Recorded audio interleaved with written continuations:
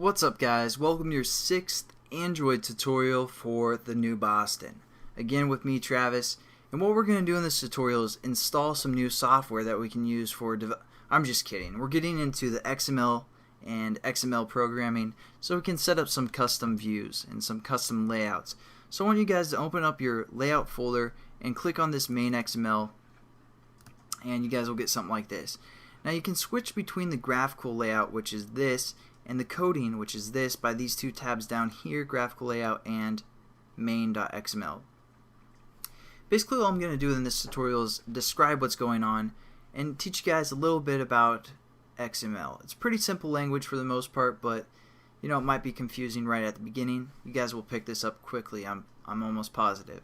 Now the first line of code you see isn't that important because anytime we set up a new layout, it's going to give us this code as well. I mean, it is important, but you guys won't have to remember typing this out every time because it's going to define it for us.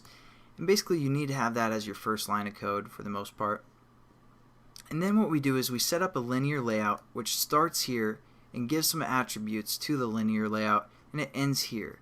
Basically what a linear layout is going to do is it's going to hold some other items such as a text, and it's going to kind of define basically the layout of those items to a sense. So it's going to kind of categorize them and do all that stuff. Let's see here. Oh, got a new whatever. Alright, so what we're going to do is basically kind of define this linear layout, and or I'm going to describe everything that's going on within the attributes of this linear layout. Now we have this reference basically, and that's all it is. You guys don't, again, you don't have to really remember that because when we set up a new layout, Eclipse will set up this reference for us. So that's nice. Nice and pretty for new programmers where you guys don't have to remember the actual file path and type that out each time. And then the next thing that we have is the orientation of our linear layout, which is set to vertical. I was messing around with it, and just so that's why it's changed. And basically what that is going to do is it's going to set all the items within the linear layout vertically. So for example, if we copy this text view, or this text for the most part, and paste it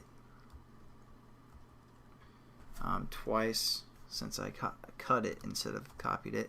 So now we have two text, and we go into a graphical layout. They're placed vertically from top to bottom. That's just how our layout is going to work. Again, we can also set this horizontally as well, as you guys just saw. So I'm going to do that real quickly by typing horizontal and hit save, go to graphical layout, and man, I messed this up. Alright, but you guys should have fill parent. Again, I was playing around with this as well, but just kind of wanted to show you guys what is going on, so that's why I'm doing it this way. Save that, and then we go into a graphical layout, and you're like, where's that other text view? And basically what's happening is being pushed off the screen right here. And I'll explain why that's happening in a second. As you guys just saw, I kind of changed the code, but that's how you guys should have your setup because you wouldn't have that changed code. So basically now we're also adding two more attributes to this layout. Basically we're setting the parameters of how big this layout is. And what the parameters are, well, the width is going to fill the parent, so it's going to take everything that's available for the width, so the whole screen's width for the most part. And same with the height, it's going to take all the height that is available to it, and it's going to set that as its basically that's its attributes or its parameters for the most part. So there you go, you have your linear layout set up, taking the whole screen and set to a horizontal orientation. Now within here we have our text view, which is basically just the text, and again pretty much the same line of codes for these first two. Layout width, we have that fill parent, and as you saw I changed this to something like wrap content is the other option you can do. And basically this is going to wrap the content of the text, whatever text we have available. So then now if we switch to graphical layout, you can see the pretty much the parameters of this text view is wrapping the content of the text. So those are your two options for the most part that you can use. You can also use, you know, pixels if you want, and we'll get into that later. But basically I want you guys to remember fill parent and wrap content.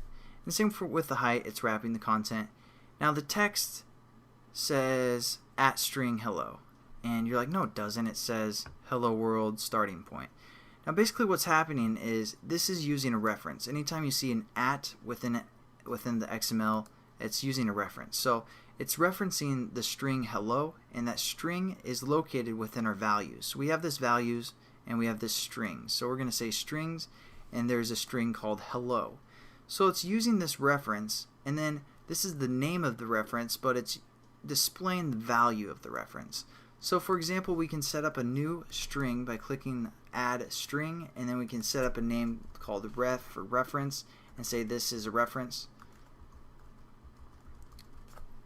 and save it, and then go back into our XML, and we can also just do something like @string ref, and then we go over into our graphical layout. It says this is a reference, just that new string we set up. The alternative is you can also just type. So you can just type whatever you want without using the @ symbol, as long as it's within quotations, and there you go. You can just display your type. Now the good thing about the references or for strings is basically if you're working for a boss that keeps changing his mind on the title of whatever the application or whatever, if you guys have a title within your app, keeps changing the name, instead of looking through all this code for where you typed the title, you can just refer or set up a title, a reference, and then just go into your string under the values and look for that title and change the value there. So that's kind of the benefit, but hopefully you guys understand a little bit about the layout. Oh, one other thing. There's two ways to kind of close your statements. You can see them both here. Basically, we're setting up our linear layout here, and it's closing down here. Now, basically, anytime you see a /, that's when it's closing. So, example, you can use I just kind of set up two different text views and their closing statements. So we have our text view, and we set up some attributes, and then we use the less than sign, and then we use a greater than sign / text view, and then less than sign to close it. Or if you don't want to type this out every time, you can just do / less than sign for your text. So there you guys go. Quick overview for XML. I'll catch you guys in the next tutorial. Thanks for watching.